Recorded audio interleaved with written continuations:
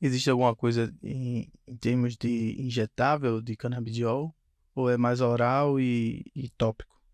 É, no Brasil, tá, só pode ser usado via oral, né, isso Uhum. pela resolução.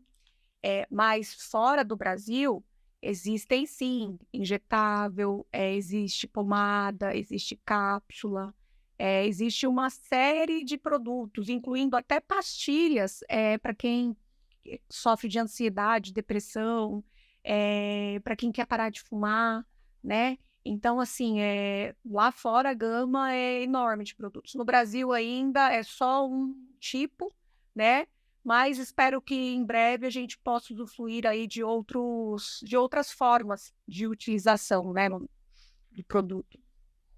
Sem dúvida que você é uma das maiores autoridades de falar de canabidiol no Brasil, até porque foi pioneira no processo legislativo, né? E você acha que em quanto tempo a gente chega no estágio que está a Europa e Estados Unidos e o que falta para a gente dar essa virada?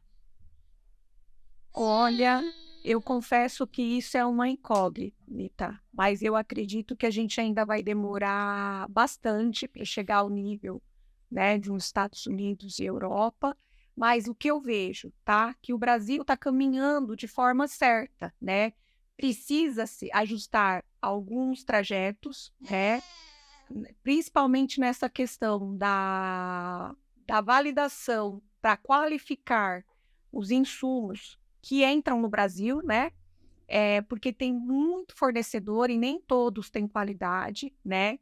E quando a gente fala, Rodrigo, do canabidiol, a gente sabe que o medicamento ele vai variar de fornecedor, porque varia do sistema de produção.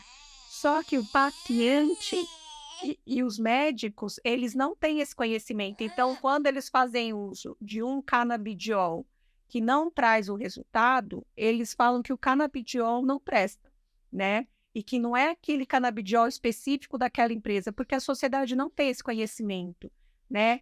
Então eu vejo que, né, nesse percurso, né, as autoridades têm que se atentar mais e, de fato, começar a validar esses insumos antes deles entrarem no Brasil, porque hoje o processo valida a empresa, né, faz toda a rastreabilidade do fornecedor, só que o insumo, se ele tiver todos as análises que a Anvisa exige e que vem do país de origem, ele já, enfim, né, dentro do processo lá, a Anvisa libera. Mas isso não quer dizer que esse insumo ele tem qualidade. Agora, chegando aqui na nossa reta final aqui, eu queria que você falasse especificamente desse projeto Mãe da Cannabis, Mães da Cannabis, que é como você se intitula nas redes sociais, né?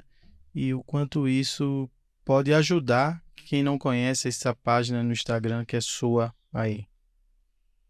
Então, o Mães da Cannabis, ele começou no Brasil como um movimento há muitos anos atrás. Quando eu decidi, estudar sobre cannabis, foi porque eu tive um diagnóstico de uma degeneração da mácula do meu olho direito e recebi o benefício da medicina. Naquela época, a gente não podia nem falar que você estava tendo acesso, porque você tinha medo de ser vinculada a qualquer coisa negativa, né? Tráfico, como que você está tendo acesso a esse óleo, enfim.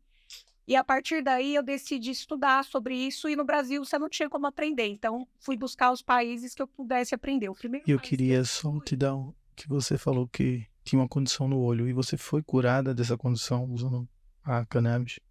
isso, então, e eu recebi né, o benefício da cura, né, através da cannabis. E aí eu fiquei intrigada com essa substância e quis aprender. E na época no Brasil você não tinha como aprender sobre cannabis. Então eu fui buscar os países que eu pudesse aprender.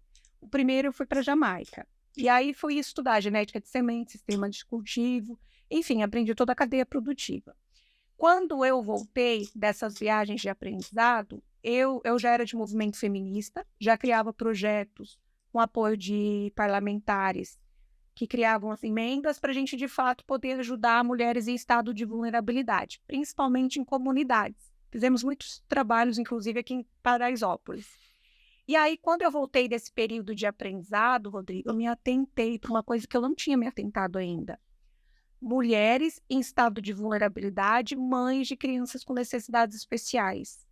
Como eu tive uma mãe muito guerreira, que lutou muito para criar 4 filhos, eu entendi a luta de uma mãe, né, e eu também sou mãe, e então eu me sensibilizei com isso, porque eu pensei: "Nossa, se já é difícil sozinha você criar um filho sem nenhuma síndrome, né, sem nenhuma doença rara, imagina uma criança com uma doença rara".